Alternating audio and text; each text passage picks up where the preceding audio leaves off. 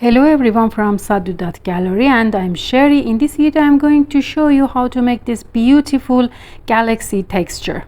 At first you fill half or 2/3 of your mold with clear resin.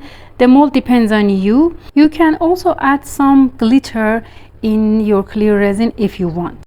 Then we use a piece of plastic and we crumble it so it has more wrinkles, and then slowly place the plastic on the top of the clear resin that we have in our mold.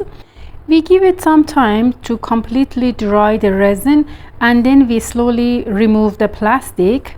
Then we use our chrome powder colors, and with a brush we slowly put the powder and we paint different parts of the resin that is dried inside our mold with different chrome colors. Here I am using yellow, blue and purple. After we are done, we make resin with a very dark color, which here I'm using a black paste, and I add it to the mold. I give it 24 hours to dry, and this is the result. As you see, it's a very unique, beautiful texture that you can make very beautiful different piece of art with this kind of texture. I hope you like this tutorial.